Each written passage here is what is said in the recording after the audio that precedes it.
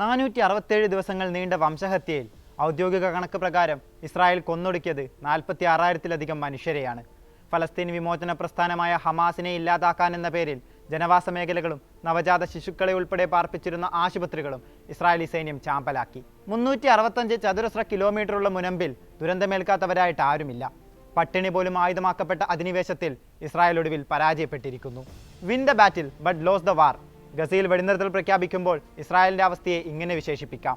ഹമാസിന്റെ മുതിർന്ന നേതാക്കളിൽ ചിലരെ വധിച്ചുവെന്നത് ഒഴിച്ചു നിർത്തിയാൽ രാഷ്ട്രീയ നയതന്ത്ര തലത്തിലോ അല്ലാതെയോ എങ്ങനെ പരിശോധിച്ചാലും ഇസ്രായേൽ എന്ന അധിനിവേശ ശക്തിക്കും നേതൃത്വം നൽകിയ പ്രധാനമന്ത്രി നെതന്യാഹുവിനും ഗസയിലുണ്ടായ പരാജയം പകൽ പോലെ വ്യക്തമാണ്.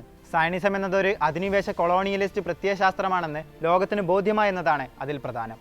പാശ്ചാത്യ മാധ്യമങ്ങളുടെയും വൻ ശക്തികളുടെയും മനുഷ്യത്വവിരുദ്ധ സ്വഭാവമാണ് 2023 ഒക്ടോബർ 7 ആരംഭിച്ച ഗസ വംശഹത്യയിലൂടെ വെളിപ്പെട്ടത്. ഇത്രയും കാലം സയനിസ്റ്റ് ഭരണകൂടങ്ങൾ ഭയപ്പെട്ടിരുന്നതും ഈ വെളിപ്പെടുത്തലിനെയായിരുന്നു. അറബ് രാജ്യങ്ങളുമായുള്ള നയതന്ത്ര ബന്ധം ശക്തിപ്പെടുത്തിയതിലൂടെ ഇസ്രായേൽ എഴുതിത്തള്ളാൻ ശ്രമിച്ചത് ഫലസ്തീനികളുടെ അവകാശങ്ങളെയായിരുന്നു. എന്നാൽ ഇനി അടുത്തൊന്നും ആ ലക്ഷ്യം നേടാൻ ഇസ്രായേലിന് സാധിക്കില്ല. ഒക്ടോബർ 7 ഇസ്രായേലിലേക്ക് കടന്നു കയറുമ്പോൾ ഹമാസ് ലക്ഷ്യമിട്ടതും അതുതന്നെയായിരുന്നു. സ്വതന്ത്ര ഫലസ്തീൻ രാഷ്ട്രമെന്നത് മറവിയിലേക്ക് തള്ളാൻ അനുവദിക്കില്ല എന്ന പ്രഖ്യാപനം. ഒക്ടോബർ 7 ഗസയിലേക്ക് സൈന്യത്തെ അയച്ച നെതന്യാഹുവിന്റെ പ്രഖ്യാപിത ലക്ഷ്യങ്ങൾ ബന്ദികളുടെ മോചനവും ഹമാസിന്റെ ഉന്മൂലനവുമായിരുന്നു. സ്ത്രീകളെയും നവജാത ശിശുക്കളെയും ഉൾപ്പെടെ കൊന്നു തള്ളുമ്പോഴും വൈദ്യുതിയും ഭക്ഷണവും കുടിവെള്ളവും ഉൾപ്പെടെ നിഷേധിച്ച് 23 ലക്ഷം ഗസ പൗരന്മാരെ കൊല്ലാക്കൊല ചെയ്യുമ്പോഴും നെതന്യാഹു അതിനെ ന്യായീകരിച്ചത് ഹമാസിനെ ഇല്ലാതാക്കാനെന്ന പേരിലായിരുന്നു. ഹമാസിനെ ഇല്ലാതാക്കുക സാധ്യമല്ലെന്ന് ഇസ്രായേലി ഉന്നത സൈനിക ഉദ്യോഗസ്ഥർ ഉൾപ്പെടെ അഭിപ്രായപ്പെട്ടപ്പോഴും നെതന്യാഹു വിസമ്മതിച്ചു. ഇക്കഴിഞ്ഞ ഡിസംബറിൽ വാൾ സ്ട്രീറ്റ് ജേണലിൽ നൽകിയ അഭിമുഖത്തിൽ ഹമാസിനെ നശിപ്പിക്കാതെ വെടിനിർത്തൽ കരാറിനില്ലെന്നും നെതന്യാഹു പറഞ്ഞിരുന്നു. എന്നാൽ രണ്ട് ലക്ഷ്യങ്ങളും നേടാൻ നെതന്യാഹുവിനോ പാശ്ചാത്യ മാധ്യമങ്ങൾ കൊട്ടിഘോഷിക്കുന്ന പശ്ചിമേഷ്യയിലെ ഏറ്റവും വലിയ സൈനിക ശക്തിക്കോ സാധിച്ചിട്ടില്ല എന്നതാണ് വസ്തുത. ഇസ്മായിൽ ഹനിയയും യഹിയ സിൻവാറും അടക്കമുള്ള ഹമാസിന്റെ മുതിർന്ന നേതാക്കളെ ഇല്ലാതാക്കാൻ ഇസ്രായേലിന് സാധിച്ചിട്ടുണ്ടെങ്കിലും വിമോചന സംഘടന എന്ന നിലയിൽ അവരെ തകർക്കാൻ സയനിസ്റ്റ് ഭരണകൂടത്തിന് കഴിഞ്ഞിട്ടില്ല.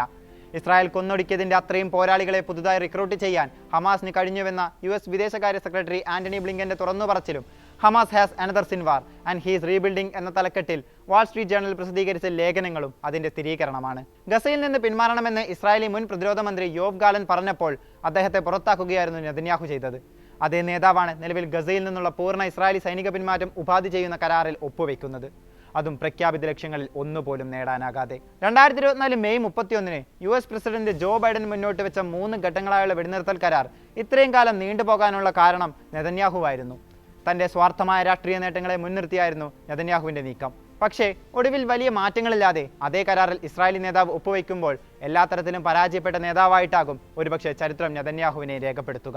പുതിയ US പ്രസിഡന്റായി ഡൊണാൾഡ് ട്രംപ് സ്ഥാനമേറ്റെടുക്കാൻ ദിവസങ്ങൾ മാത്രം ബാക്കി നിൽക്കുമ്പോഴാണ് ഗസയിൽ വെടിനിർത്തൽ കരാർ യാഥാർത്ഥ്യമാകുന്നത്. ട്രംപിന്റെ വരവ് ഇസ്രായേലിന് അനുകൂലമാകുമെന്ന വിലയിരുത്തലുകൾ ഉണ്ടായിരുന്നെങ്കിലും നെതന്യാഹുവിന് കാര്യങ്ങൾ അത്ര സുഖകരമല്ലെന്നതാണ് നിലവിലെ സംഭവവികാസങ്ങൾ സൂചന തരുന്നത്. അധികാരമേൽക്കാൻ പോകുന്ന ട്രംപ് ഭരണകൂടത്തിന്റെ പക്കലിൽ നിന്ന് വലിയ സമ്മർദ്ദം നെതന്യാഹു നേരിട്ടിരുന്നുവെന്നതാണ് റിപ്പോർട്ടുകൾ. ട്രംപിന്റെ തെരഞ്ഞെടുപ്പിന് ആദ്യം വില കൊടുക്കുന്നത് ഞങ്ങളാണ്, കരാർ ഞങ്ങളുടെ മേൽ നിർബന്ധിതമാക്കപ്പെടുകയാണ് എന്ന ഇസ്രായേലി പണ്ഡിറ്റിന്റെ വാക്കുകൾ ഇതിനോട് ചേർത്ത് വേണം വായിക്കാൻ.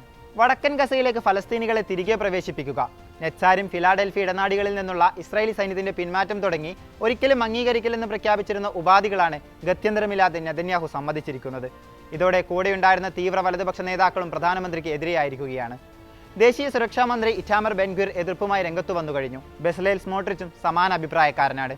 കൂടെ വെസ്റ്റ് ബാങ്കിലെ ഇസ്രായേലി കുടിയേറ്റക്കാരുമുണ്ട്. ഇതുവരെ തുണയ്ക്കുണ്ടായിരുന്നവർ എതിർപക്ഷത്തേക്ക് മാറുമ്പോൾ ഇനിയുള്ള നാളുകൾ നെതന്യാഹുവിന്റെ രാഷ്ട്രീയ ജീവിതത്തിനും സുഖകരമായിരിക്കില്ല. ഇസ്രായേൽ നടത്തിയ ക്രൂരമായ വംശഹത്യക്കിടയിലും ഫലസ്തീന്റെ പരമാധികാരത്തിനായി ആഗോളതലത്തിൽ വലിയ പ്രചാരമാണ് ലഭിക്കുന്നത്. BDS മുന്നേറ്റത്തിന് ലഭിക്കുന്ന സ്വീകാര്യത, സയനിസ്റ്റ് ലോബിയുടെ ശക്തി കേന്ദ്രമായ US ഉൾപ്പെടെ ഫലസ്തീനായി വരുന്ന മുദ്രാവാക്യങ്ങൾ, ഇതെല്ലാം ഇക്കാര്യം തെളിയിക്കുന്നതാണ്. ഇസ്രായേലിനും അവരെ സഹായിക്കുന്നവർക്കുമെതിരെ ബഹിഷ്കരണങ്ങളും സാമ്പത്തിക ഉപരോധങ്ങളും ഉൾപ്പെടെ ഏർപ്പെടുത്തി പ്രതിഷേധിക്കാൻ പ്രോത്സാഹിപ്പിക്കുന്ന ഫലസ്തീനികളുടെ നേതൃത്വത്തിലുള്ള പ്രസ്ഥാനമാണ് BDS. ഗസയിലെയും വെസ്റ്റ് ബാങ്കിലെയും ഫലസ്തീനികളുടെ ദുരിതങ്ങൾ അളക്കാനാവാത്തതാണ്. പക്ഷേ ഇസ്രായേൽ വരുത്തിയ നാശത്തിന്റെ തോത് എന്തുതന്നെയായാലും സ്വതന്ത്ര രാഷ്ട്രമെന്ന ഫലസ്തീനികളുടെ ആവശ്യം കൂടുതൽ ദൃഢമായിരിക്കുകയാണ്.